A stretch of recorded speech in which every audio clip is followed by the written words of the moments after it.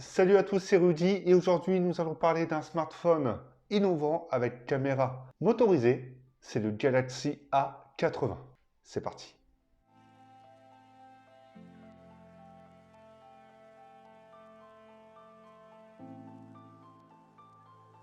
Alors je teste ce smartphone un peu en retard, il y a une petite galère sur la livraison et j'ai pu le tester une bonne dizaine de jours, plus ou moins. Alors ce Galaxy A80 en termes de design est vraiment sympa. On a du 100% sans bordure, donc on a un très léger menton, mais on peut profiter pleinement de l'écran puisqu'il n'y a pas d'encoche, ni même de petits pinçons ou autres de ce style, puisque la caméra est motorisée. Seul petit reproche, c'est tout simplement que ce smartphone est très lourd, il pèse environ 220 grammes et surtout, il n'est pas évident à utiliser. Au vu de sa taille, il faudra bien évidemment une deuxième main pour utiliser pleinement cet écran, même si One UI est une excellente surcouche et est optimisée pour l'utilisation avec une seule main. Dans ce cas, il vous faudra la deuxième quand même. Et on ressent également très légèrement les vibrations lorsque vous tapez un message ou à certaines vibrations également de sonnerie, etc. Autrement dit, le smartphone est très bien fini et on va parler de cette caméra motorisée. On a vu ça chez plein d'autres constructeurs. Alors cette caméra se soulève et retourne les capteurs, ce qui est plutôt pas mal. On a vu ça également avec l'Asus Zenfone 6. Lorsqu'on tire un peu dessus, on sent très légèrement un petit décalage. Et en plus de ça, le bruit se fait vraiment entendre. On n'est pas sur une petite caméra pop-up, on est quand même sur un triple capteur, donc deux capteurs photo plus un capteur TOF. Il fallait quand même quelque chose d'assez puissant niveau motorisation pour le soulever. Également, ces caméras ne peuvent pas servir de reconnaissance faciale. Et oui, il n'y a qu'un lecteur d'empreintes sur l'écran pour sécuriser le smartphone. Un peu dommage, sachant que ce lecteur d'empreintes n'est pas ultra rapide.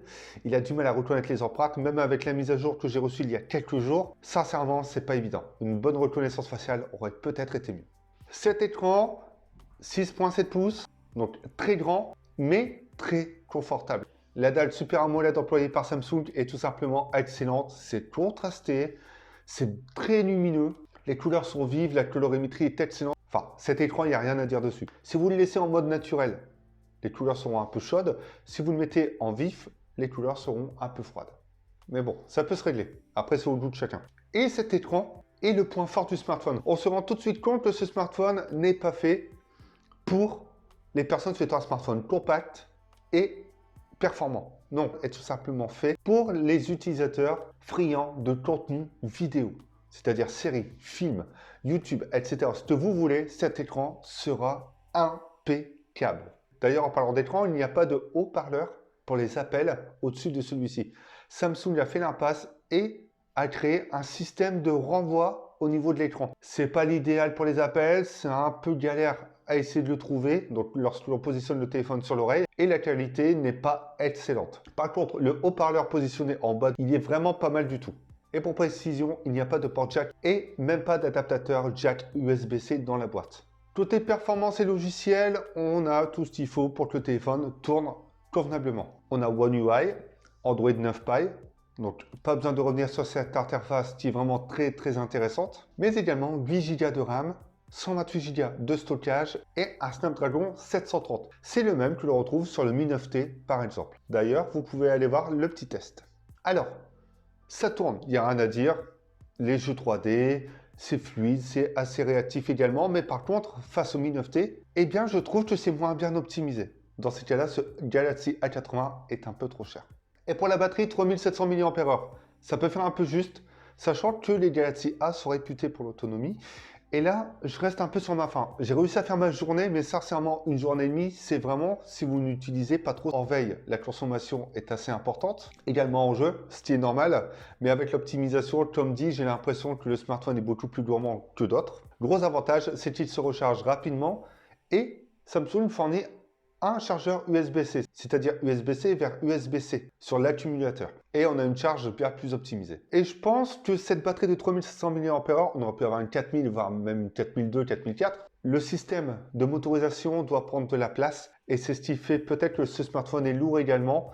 C'est que l'optimisation des composants doit être un peu compliquée à gérer. Comme dit au début de cette vidéo, nous avons 3 capteurs photo. Un ultra grand angle de 8 mégapixels et un principal de 48 mégapixels. À savoir que le troisième capteur est un capteur TOF qui vous servira pour les modes portrait. Alors, de jour, il n'y a rien à dire. Ce capteur permet d'obtenir de très bons clichés, une bonne colorimétrie, une excellente plage dynamique, une bonne balance des blancs, enfin, tout est bon pour prendre des clichés et vous amuser avec. Par contre, dès que vous perdez en lumière, en ambiance, etc., ça deviendra compliqué. Le cliché deviendra de plus en plus bruité et de nuit, les photos, ce sera quasiment pas visible. Même avec le mode nuit, ce sera quand même assez compliqué et rapidement bruité. Plutôt que de passer par le mode nuit, et c'est ce que j'ai constaté, vous pouvez activer l'optimiseur de scène, qui vous apportera plus ou moins le même cliché, même de jour. Vous n'activez pas le mode HDR, mais plutôt l'optimiseur de scène, et vous aurez le même résultat. L'ultra grand angle, eh bien, les clichés sont ternes, vous perdez énormément en entrée de lumière, forcément, mais également, vous allez gagner quelque chose, du bruit et un manque de détails. Encore une fois, ce qui est normal, il y a également de la distorsion, comme beaucoup de capteurs chez Samsung, mais sincèrement, ce sera vraiment fait à utiliser de jour. Il ne faudra pas l'utiliser dans d'autres situations. Enfin, je ne vois pas l'intérêt de le faire si on perd énormément. Lorsque les capteurs sont utilisés pour les selfies, vous aurez un zoom. Et ce zoom permettra de prendre une photo portrait plus rapprochée, une photo standard ou même une photo de grand angle, donc de groupe. Et je vais pouvoir parler du mode portrait puisque le capteur TOF permet d'avoir un bon détourage de la personne. Par contre, c'est pas ultra parfait non plus et oubliez le mode HDR pour les selfies.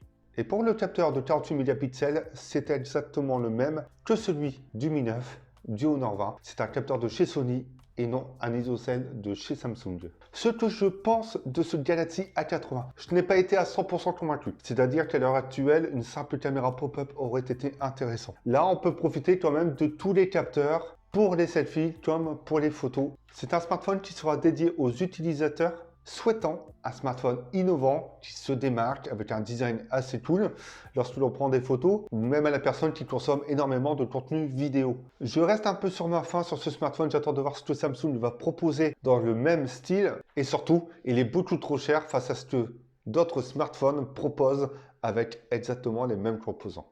Vous avez aimé cette vidéo? Eh bien ça tombe bien, c'est le moment de s'abonner, d'activer la petite cloche et pourquoi pas de me suivre sur les réseaux sociaux. D'autres tests sont disponibles sur la chaîne mais surtout sur avimobile.fr, donc allez vous faire un petit plaisir, allez visiter ça. Et nous on se retrouve bientôt pour d'autres vidéos. Moi aussi je sais faire la caméra modulaire.